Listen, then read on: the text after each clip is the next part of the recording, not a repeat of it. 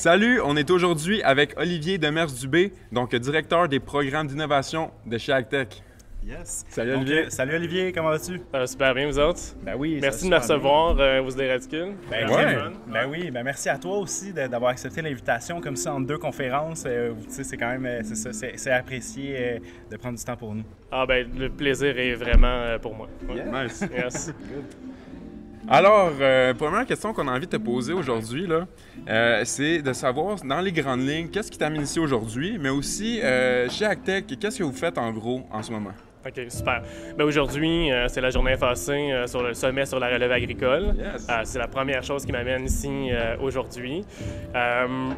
C'est super important de parler d'innovation à la ferme et d'innovation technologique, ce qui se fait au Québec pour la relève. Parce qu'on le sait, l'adoption des technologies puis de l'innovation, c'est déjà un challenge en soi. Ouais. Puis c'est la relève aujourd'hui qui va être en charge d'implanter ça dans ses projets à la ferme directement pour l'avenir. Nice. Fait que l'importance d'être ici aujourd'hui pour parler de ça, c'est celle-là exactement. Wow! Yes. Ça donne le goût, ça donne le goût. Puis la zone Agtech, ben on est spécialisé là-dedans. Fait que dans le fond, la zone Agtech, c'est un projet de technologie agricole innovante. C'est une zone d'innovation qui soutient les entreprises qui développent des technos agricoles dans la MRC de l'Assomption. Donc, c'est 5 villes qui sont réunies sous la bannière de la MRC de l'Assomption. C'est un projet physique qui est porté là. On a un espace de 15 km² qui est dédié pour recevoir des projets. Donc on a comme un 13 km² qui est en agricole, puis le reste du 2,5 millions de pieds carrés, lui, il est en industriel, puis un petit peu en commercial. Fait que dans le fond, dans l'industriel, on accueille les entreprises en techno qui font des drones, des robots autonomes, des biofertilisants, insérer ici tout ce qui peut servir à la relève. Cool.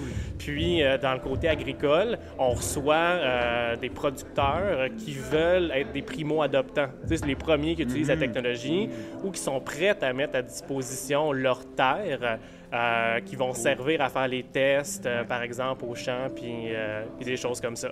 Fait que l'équipe de la zone Agtech, notre job, c'est soutenir le développement des techs, puis s'assurer que ça a du sens, puis que les producteurs sont bien accompagnés dans ces tests-là, puis dans les implantations. Ben oui, ben écoute, c'est super de savoir ça, parce que je pense que des sons de cloche, des fois qu'on a eu, c'est ça aussi qui est difficile. J'ai l'impression des nouvelles technologies qui sortent, des fois qui peuvent être un peu plus complexes, qui demandent un peu plus de connaissances techniques, puis que pour pouvoir avoir vraiment une adoption, une assimilation, puis que ça augmente la productivité, par exemple, ou autre, il y a besoin de cet accompagnement-là. Donc, merci de faire qu'est-ce que tu fais, c'est vraiment cool. Puis ensuite, on aimerait savoir, justement, vu que vraiment vous êtes dans le domaine, tu es dans le domaine, peux-tu me parler un peu des solutions, justement, innovantes qui se passent actuellement que tu as vues, ou même à venir dans les prochaines années, que tu sais que ça se trame, là, c'est en train de se passer? Et là, parfait, je vais même scooper ma conférence. Oh, OK! Yeah. C'est bon, ça. Ouais, on va scooper la conférence. Dans le fond, merci de dire ça, parce que oui, on s'en rend compte que pour le producteur agricole, c'est vraiment pas simple de naviguer tout ce qui sort en ce moment. Là, on est dans une espèce de période d'effervescence pas possible. Ouais. Si minimalement on lit la terre de chez nous, on s'abreuve à droite, à gauche, on a l'impression qu'il y a comme une déferlante de technologie qui arrive, puis c'est pas faux. Puis comment tu fais pour démêler tout ça? Ben c'est un peu notre job. Il y a des grandes tendances. Il y a énormément de technologies, mais mettons 5 grandes familles de tendances que nous, on observe puis qu'on soutient à l'implantation. La première, c'est drôle, on parle de Agtech, mais elle est vraiment plus low-tech, c'est ce qu'on va appeler l'agriculture régénérative. Ah, okay, wow. Ça. Ben oui, ça c'est un mot qu'on entend ça fait du bien juste de l'entendre. C'est un nouveau, c'est un nouveau mot qui est apparu il y a 5-10 ans, grosso modo, qui est comme une façon de dire on va prendre soin du sol, on va travailler sur la santé du sol à travers différentes pratiques qui sont pour la plupart passives. Puis ça, on y croit énormément. Donc, on a des belles initiatives tant au Canada qu'au Québec, dont Régénération Canada qui fait une cartographie des initiatives des fermes ici au Québec, puis partout à l'échelle, puis qui font de l'accompagnement. Qu'on a reçu dans un balado aussi. Allez voir notre saison 2. Exact. Bon, plug. Et voilà. Donc, l'approche très low-tech ou le moins invasive possible, on y croit énormément. Pour ce qui est des 4 autres, évidemment, tout ce qui est agriculture de précision est hyper importante parce que c'est une utilisation efficace des ressources. Puis on le sait avec les changements climatiques, l'utilisation efficace des ressources, c'est névralgique. Exact.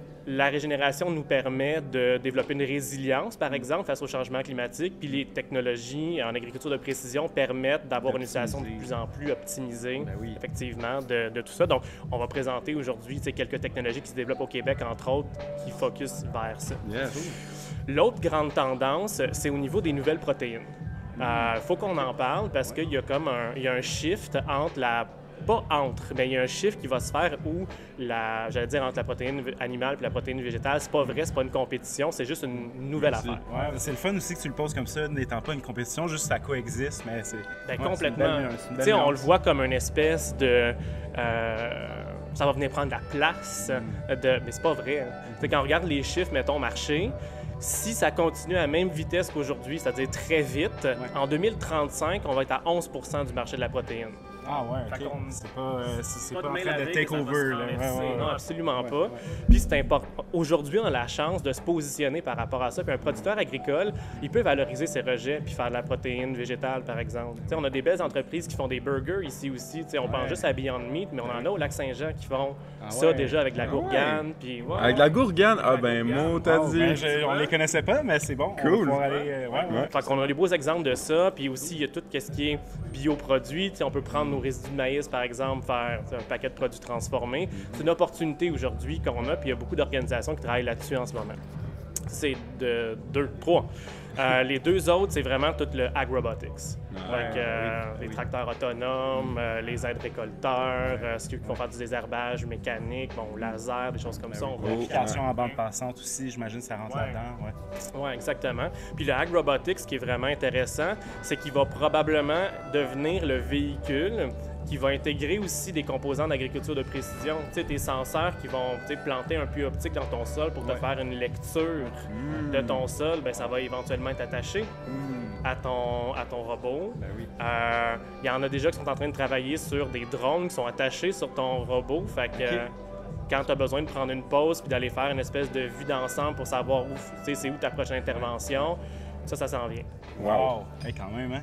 C'est fou quand même, cette agriculture-là du futur aussi. À mi-chemin entre la science-fiction et la réalité, ça fait triper. Oui, on a grandi en voyant des trucs comme ça un peu au champ, puis on s'est dit, attends, une agriculture où est-ce qu'il y a personne qui pilote le tracteur, c'est futuriste, c'est dystopique. On se croirait dans Interstellaire, là. Oui, mais la réalité, c'est que probablement d'ici 10 ans, on va en voir de plus en plus. Donc, c'est le temps de se positionner, c'est maintenant. Puis la dernière chose, c'est vraiment au niveau de l'agriculture en environnement contrôlé. Que ce soit en serre ou en vertical, il y a énormément de recherche et de développement qui se fait là-dedans. Pourquoi? Parce que ça nous permet de produire 12 mois par année dans des régions où c'est plus difficile. Au Québec, on a l'hiver. C'est dur de juste travailler sur la saisonnalité puis la conservation. Il faut le faire, mais il faut aussi travailler sur notre efficacité en environnement contrôlé. Oui, on pense juste dans le Grand Nord où les sols ne sont pas toujours présents, beaucoup de rocs. Ça prend toute sa place. Ça prend ça, oui, 100%. Fait que c'est en partie développé pour des climats très nordiques, extrêmes comme ceux-là. Puis après, tu as le vertical, environnement contrôlé, où il n'y a pas de lumière du soleil. Ça, aussi, ça a l'air dystopique, mais c'est là, c'est maintenant. Il y a des entreprises immenses à travers le monde qui développent ça, puis on en a une dizaine au Québec. Puis le Québec est appelé à devenir probablement la terre la plus fertile pour ces technologies-là, pour plein de raisons. Je vais parler dans la conférence. Oui, c'est ça. Soyez présents, venez-vous-en. Ben oui, c'est ça, venez voir, vous allez être là. Ça va se passer maintenant. Puis juste pour revenir aussi un peu en arrière, c'est ça, tu sais, au final, tu sais, quand tu parlais aussi des sœurs, tout ça, je pense que c'est quand même intéressant juste de mentionner aussi qu'au final, c'est ça, je pense que des fois, même si, mettons, on produit, je sais pas, des tomates, mettons, en hiver ou autres types de produits, je pense qu'au final, ces produits-là, de toute façon, tu sais, si nous, on prend pas ce marché-là qui est là pendant l'hiver, tu sais, l'importation va être là. Fait que, tu sais, je pense qu'on serait comme perdant au change un peu de ne pas aller là non plus, dans un sens, tu sais. Oui, absolument. T'sais, on est à quoi, 50% en ce moment, là, dans les meilleures années, notre autonomie alimentaire en hiver pour les produits de serre. Oui. On a encore beaucoup de chemin qu'on peut faire. Là. Nice!